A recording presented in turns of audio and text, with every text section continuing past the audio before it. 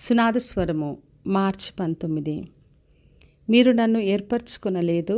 మీరు నా పేరిట తండ్రిని ఏమి అడుగుదురో అది ఆయన మీకు అనుగ్రహించినట్లు మీరు వెళ్ళి ఫలించుటకును మీ ఫలము నిలిచినుటకును నేను మిమ్మును ఏర్పరచుకొని నియమించితిని.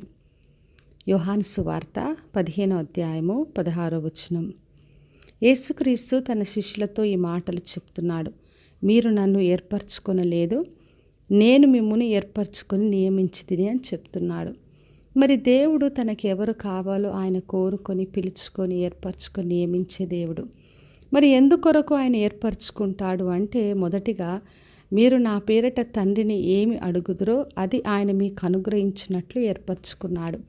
అంటే మనము తండ్రి దగ్గర ఏది కావాలన్నా అడగడానికి కొరకు యేసుక్రీస్తు నామములో మనం తండ్రి దగ్గరికి వెళ్ళగలం.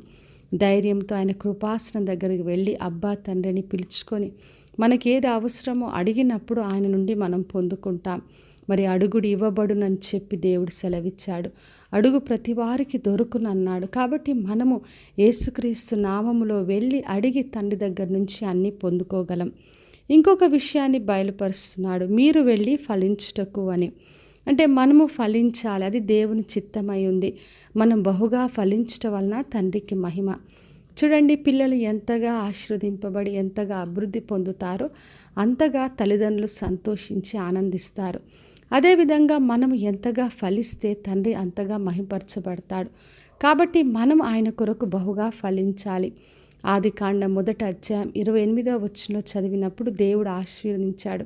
మీరు ఫలించి అభివృద్ధి పొంది విస్తరించి భూమిని నిండించి లోబర్చుకోమన్నాడు. అందుకే మనం ఎంతగా ఫలిస్తే అంతగా తండ్రిని మహిమపరచగలం.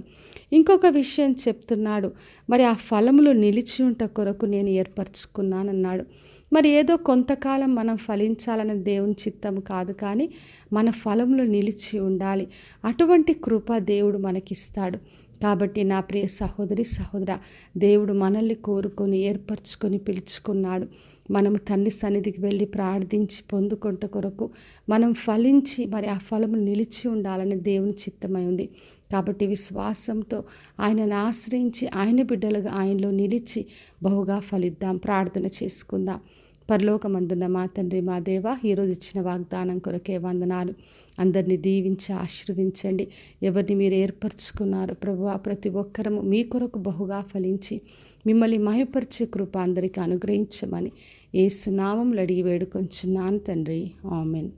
ఈ శుభవచనము వినిచున్న ప్రతి ఒక్కరి జీవితంలో నెరవేర్చబడునుగాక. నేను మీ ప్రియ సహోదరి మంజులాచరణ్.